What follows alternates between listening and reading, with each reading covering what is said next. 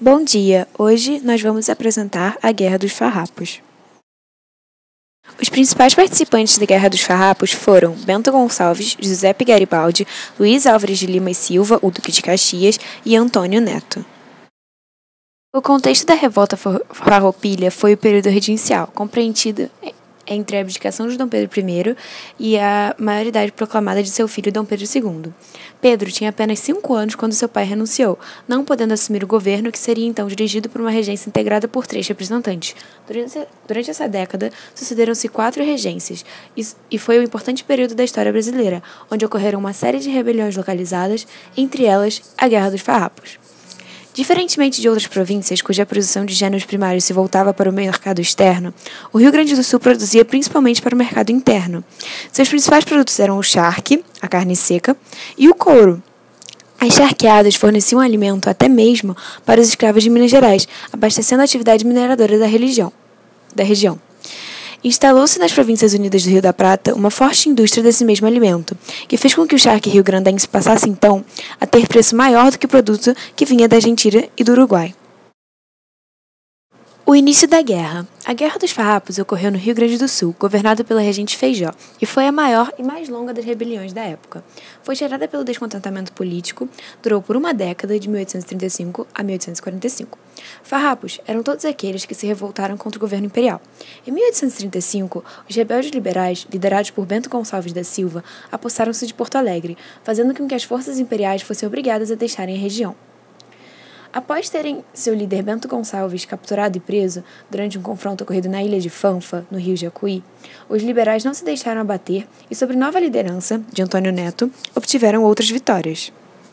As tropas farroupilhas dominaram várias cidades do Rio Grande do Sul no período de 1835 a 1839. A República foi proclamada pelo general Antônio de Souza Neto, que ainda estava em campo de batalha através de batalhas vencidas. Bento Gonçalves foi enviado ao Rio de Janeiro para depois ir para Salvador, pois foi preso na Batalha de Jacuí. Bento Gonçalves foi declarado presidente da República Farroupilha em 1837, apesar de estar ausente no momento de tal acontecimento. Ele conseguiu fugir de Salvador com a ajuda da maçonaria para então assumir a presidência da República que foi fundada. Enquanto isso, Garibaldi e Davi Canabarro, também farrapos, invadiram Santa Catarina, dominaram a cidade de Laguna e fundaram a República Juliana. A produção gaúcha, escoada pelo Porto de Montevidéu, sustentou a guerra e a República Rio-Grandense. Ocorreu uma estabilização da guerra entre 1840 e 1842, pois o governo central não mantinha seus exércitos no sul, já que enfrentava outras rebeliões.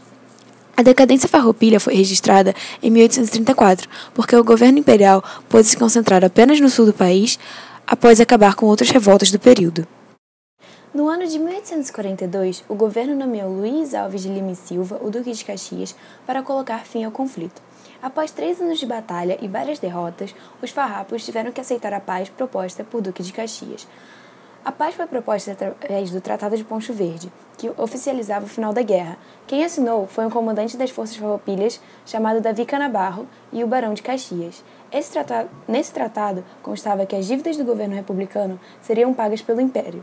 Os oficiais republicanos integrariam o exército brasileiro, todos os escravos que lutaram nas tropas republicanas seriam livres, embora até hoje não se saiba o que realmente aconteceu com eles. Há relatos de que alguns foram vendidos novamente, enquanto outros se juntaram ao exército. Todos os prisioneiros de guerra seriam devolvidos, seria dada a anistia geral, devolução de terras que foram tomadas e as taxas alfandegárias para importação do charque estrangeiro seriam elevadas, o que conferia vantagem ao charque gaúcho. Além disso, também houve fortalecimento da Assembleia Provincial.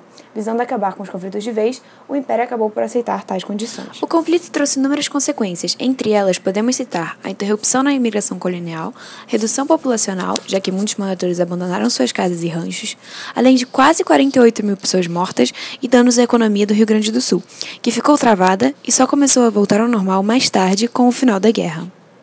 Algumas curiosidades. Primeiro, existe a ideia de que o nome farrapos ou farroupilhas, dado aos revolucionários gaúchos, teve origem nas roupas que esses vestiam, gastas e esfarrapadas. No entanto, essa denominação é anterior à Revolução Farroupilha e era utilizada para designar os grupos liberais de ideias exaltadas. Uma outra curiosidade é que, ainda hoje, é comum observarmos que os gaúchos costumam usar lenços e as cores mais usadas são o branco e o vermelho. O lenço representa uma passada importante na história dos usos e costumes do gaúcho. Durante a Revolução Farroupilha, o lenço vermelho era usado para identificar os revolucionários farroupilhas.